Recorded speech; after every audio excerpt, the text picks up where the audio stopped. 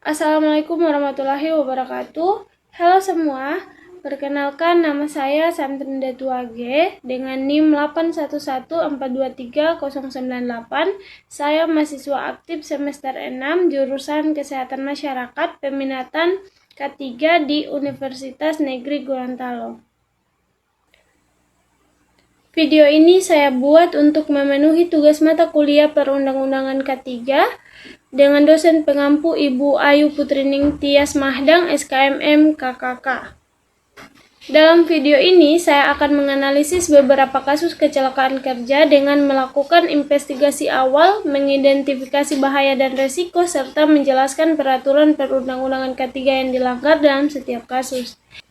Selain itu, saya juga akan membahas pihak-pihak yang bertanggung jawab atas kejadian tersebut, sanksi yang dapat dikenakan kepada perusahaan, serta upaya pengendalian yang seharusnya dilakukan untuk mencegah terjadinya kecelakaan kerja.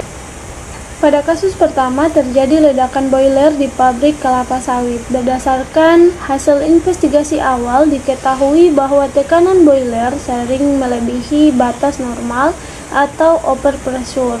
Selain itu, safety valve sebagai sistem pengamanan tidak berfungsi dengan baik. Kondisi ini diperparah dengan sertifikat layak operasi boiler yang telah kadaluarsa selama 1 tahun, serta operator yang tidak memiliki sertifikat kompetensi. Tidak hanya itu, perusahaan juga tidak melakukan pemeriksaan berkala oleh ahli K3.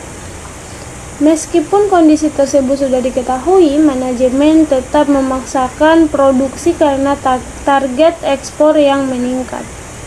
Dari kondisi tersebut dapat diidentifikasi beberapa bahaya, yaitu tekanan tinggi pada boiler, kegagalan sistem pengamanan, serta faktor manusia yang tidak kompeten. Bahaya ini menimbulkan risiko yang sangat besar seperti ledakan boiler, luka bakar serius, kematian pekerja, serta kerusakan fasilitas produksi. Jika dianalisis lebih lanjut, penyebab utama kecelakaan ini berasal dari 3 faktor. Pertama, faktor manusia, yaitu operator yang tidak memiliki kompetensi yang sesuai. Kedua, faktor teknis, yaitu tidak berfungsinya safety valve dan kurangnya perawatan alat. Ketiga, faktor manajemen, yaitu kelalaian dalam pengawasan, tidak dilakukannya inspeksi berkala, serta keputusan untuk tetap menjalankan produksi dalam kondisi tidak aman. Dalam kasus ini, perusahaan telah melanggar Undang-Undang Nomor 1 Tahun 1970 tentang Keselamatan Kerja serta Peraturan Menteri Ketenagakerjaan Nomor 37 Tahun 2016 tentang K3 pesawat uap dan bencana tekanan. Pihak yang bertanggung jawab atas kejadian ini adalah manajemen perusahaan, pemilik perusahaan, serta pengawas operasional, karena mereka memiliki kewenangan dalam pengambilan keputusan dan pengawasan kerja. Adapun sanksi yang dapat dikenakan meliputi pidana kurungan maksimal 3 bulan, denda sesuai peraturan yang berlaku, serta sanksi administratif seperti pencabutan izin operasional dan penghentian sementara kegiatan produksi. Selain itu, perusahaan juga wajib memberikan kompensasi kepada korban.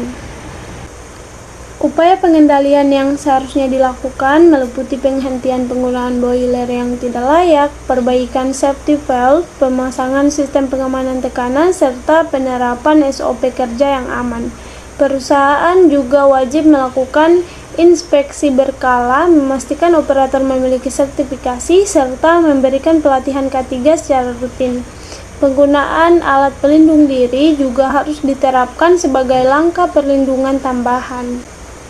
Dengan demikian, dapat disimpulkan bahwa kecelakaan ini terjadi akibat kelalaian dalam penerapan K3 baik dari segi teknis maupun manajemen yang sebenarnya dapat dicegah apabila perusahaan mematuhi standar keselamatan kerja yang berlaku. Pada kasus kedua, terjadi keracunan pestisida pada pekerja perkebunan.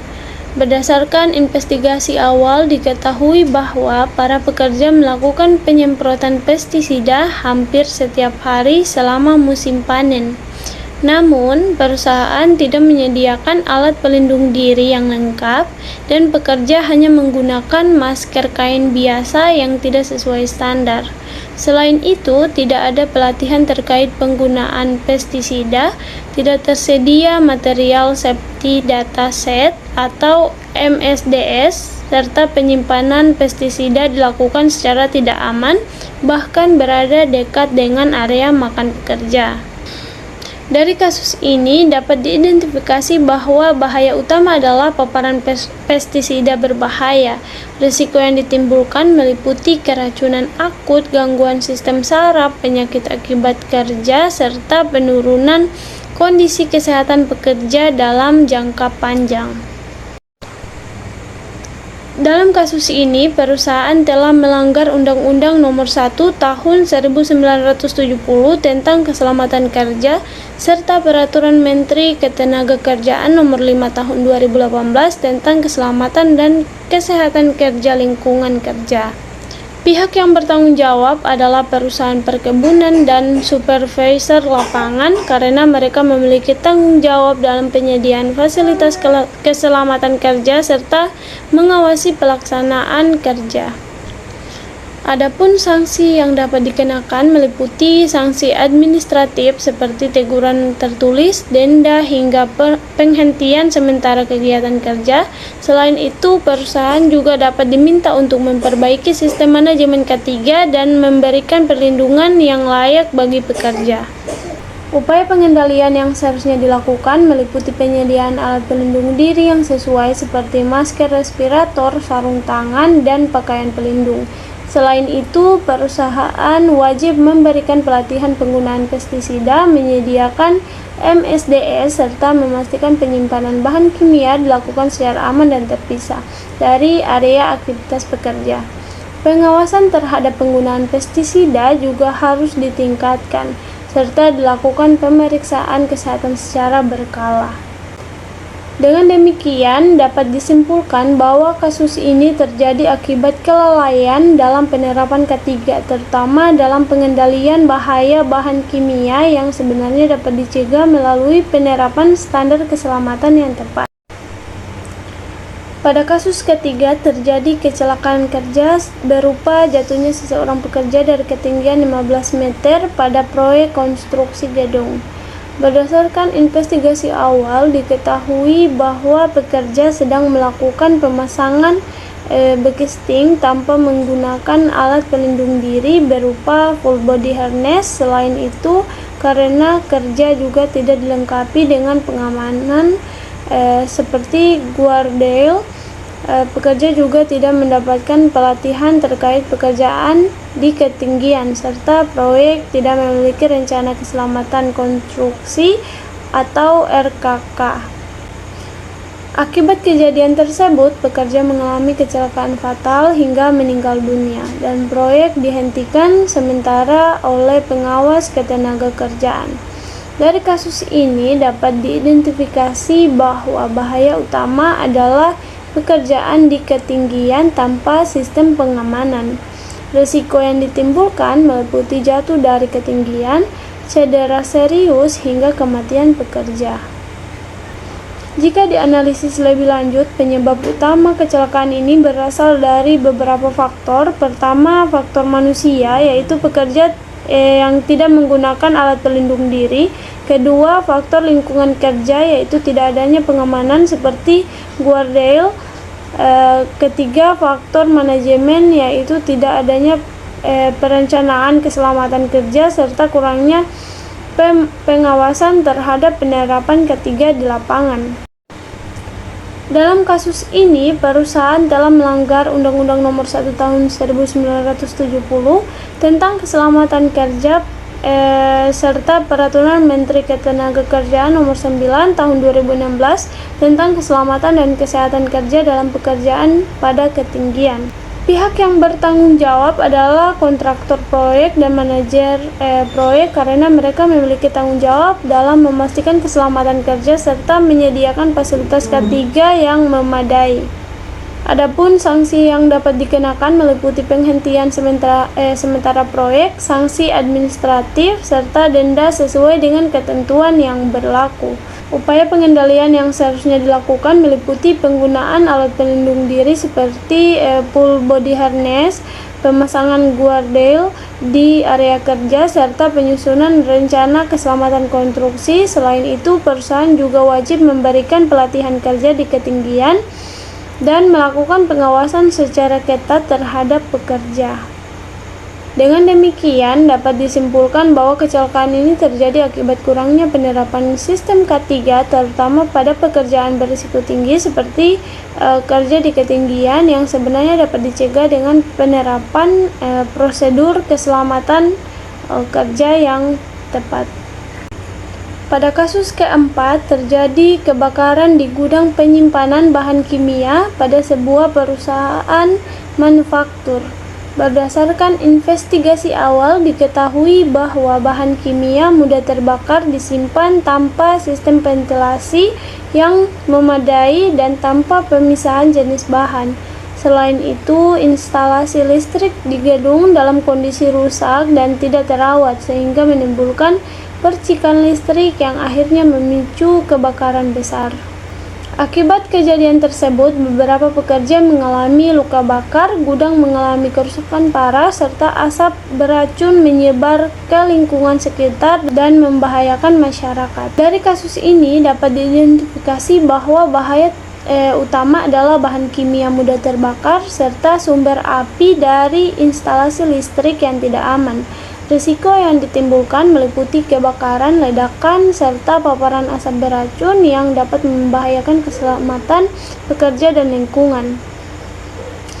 Jika dianalisis lebih lanjut, penyebab utama kecelakaan ini berasal dari beberapa faktor.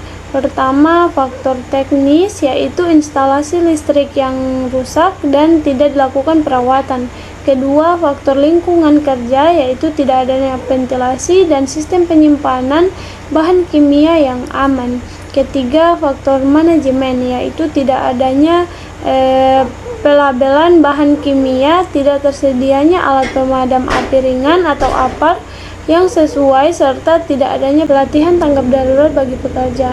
Dalam kasus ini, perusahaan telah melanggar Undang-Undang Nomor 1 Tahun 1970 tentang Keselamatan Kerja, serta Peraturan Pemerintah Nomor 50 Tahun 2012 tentang Sistem Manajemen K3.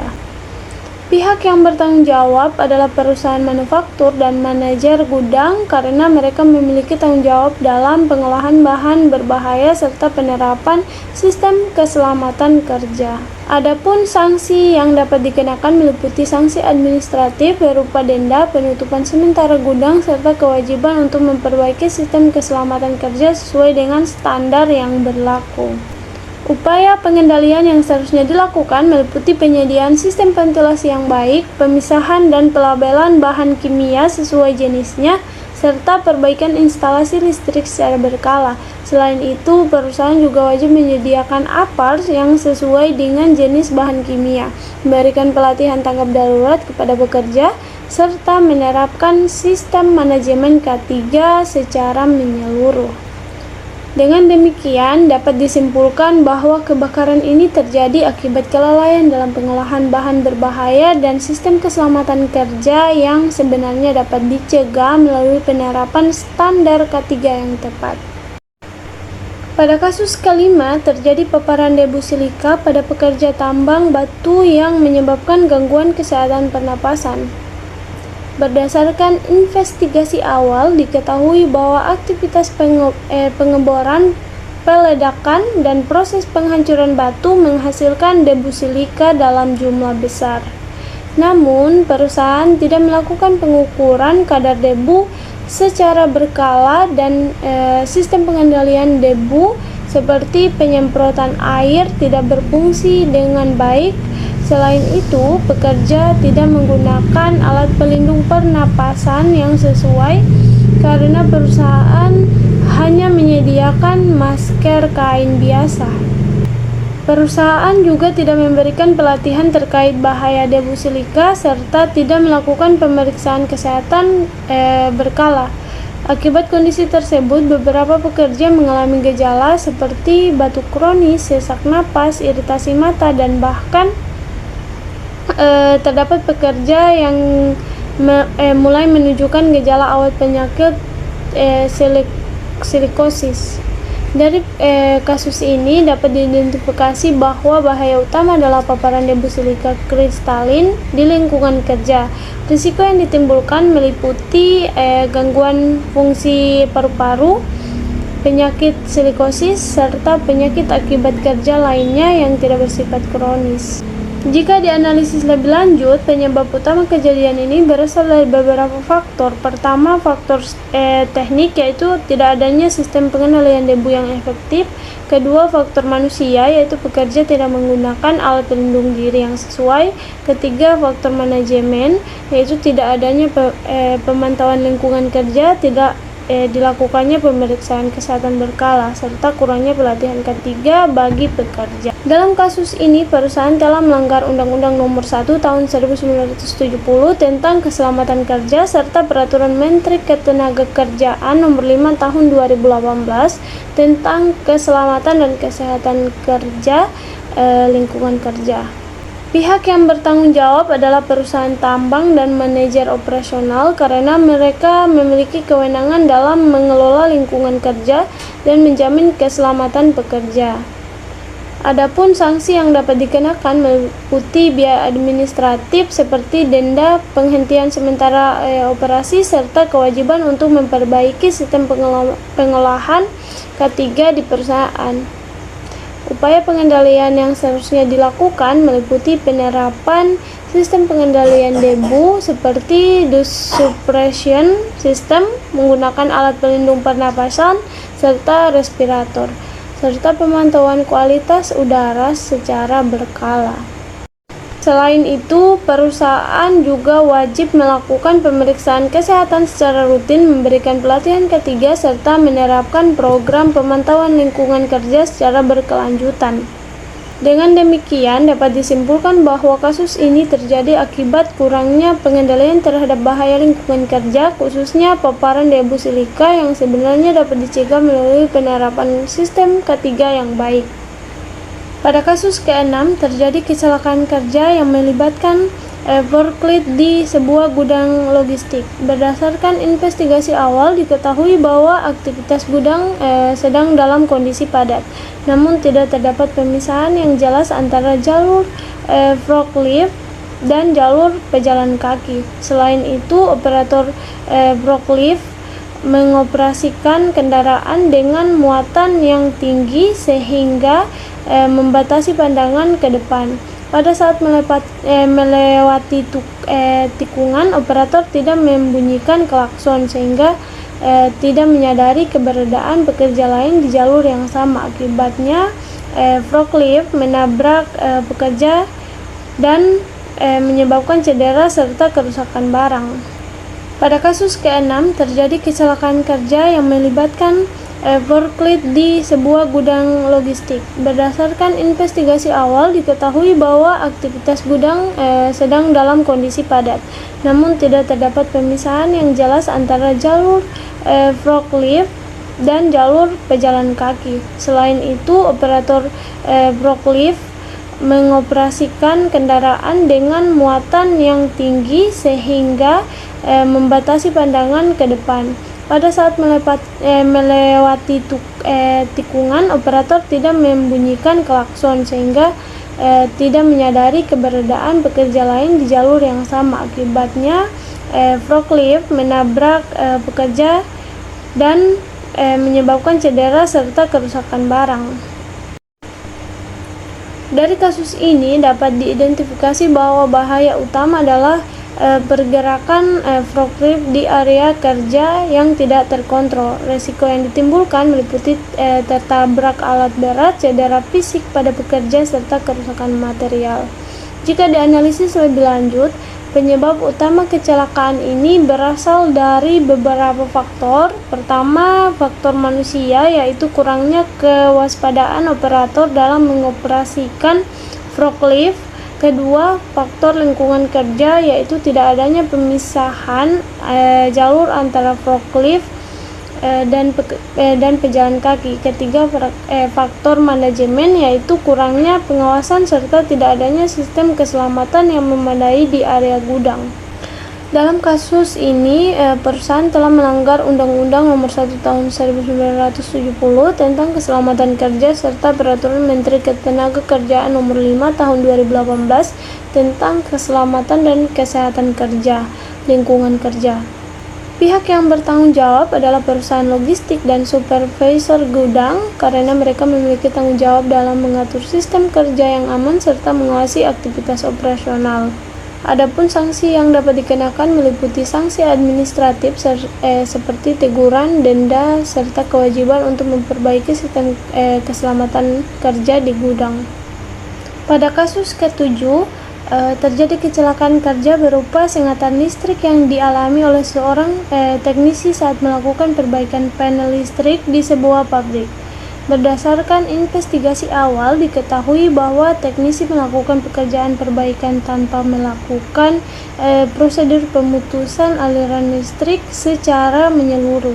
Selain itu, tidak diterapkan prosedur keselamatan kerja berupa lockout, tagout, atau loto sebelum pekerjaan dimulai. Hal ini menyebabkan panel listrik masih dalam kondisi bertegangan saat teknisi melakukan perbaikan, sehingga terjadi sengatan listrik yang mengakibatkan luka bakar dan cedera pada pekerja.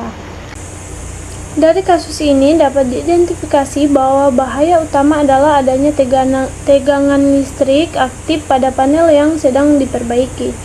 Risiko yang ditimbulkan meliputi sengatan listrik, luka bakar, hingga kematian pekerja. Jika dianalisis lebih lanjut, penyebab utama kecelakaan ini berasal dari beberapa faktor. Pertama, faktor manusia, yaitu kurangnya kepatuhan terhadap prosedur keselamatan kerja. Kedua, faktor teknis, yaitu tidak dilakukan pemutusan sumber listrik sebelum pekerjaan dimulai. Ketiga, faktor manajemen, yaitu tidak diterapkannya prosedur standar seperti loto, serta kurangnya pengawasan terhadap pekerjaan berisiko tinggi. Dalam kasus ini, perusahaan telah melanggar Undang-Undang Nomor 1 Tahun 1970 tentang Keselamatan Kerja serta Peraturan Menteri Ketenagakerjaan Nomor 12 Tahun 2015 tentang Keselamatan dan Kesehatan Kerja Listrik. Pihak yang bertanggung jawab adalah perusahaan dan supervisor teknisi karena mereka memiliki tanggung jawab dalam memastikan penerapan prosedur keselamatan kerja serta pengawasan di lapangan. Adapun sanksi yang dapat dikenakan meliputi sanksi administratif seperti denda, pencabutan izin operasional, serta kewajiban untuk memperbaiki sistem manajemen K3 yang diterapkan. Upaya pengendaliannya yang seharusnya dilakukan meliputi penerapan prosedur lockout, tagout secara ketat sebelum pekerjaan dimulai, penyusunan dan penerapan SOP kerja listrik, serta pemberian pelatihan kepada teknisi. Selain itu, pekerja juga wajib menggunakan alat pelindung diri khusus pekerjaan listrik dan dilakukan pengawasan secara ketat terhadap setiap aktivitas perbaikan. Dengan demikian, dapat disimpulkan bahwa kecelakaan ini terjadi akibat tidak diterapkannya prosedur keselamatan kerja listrik secara benar yang sebenarnya dapat dicegah dengan kepatuhan terhadap standar K3 yang berlaku. Dari ketujuh kasus tersebut, dapat disimpulkan bahwa kecelakaan kerja umumnya terjadi akibat kelalaian dan penerapan K3 baik dari faktor manusia, alat maupun manajemen. Oleh karena itu, penerapan K3 secara menyeluruh sangat penting untuk mencegah kecelakaan kerja dan melindungi keselamatan pekerja. Baiklah, itulah dari saya. Lebih dan kurangnya saya mohon maaf. Wassalamualaikum warahmatullahi wabarakatuh.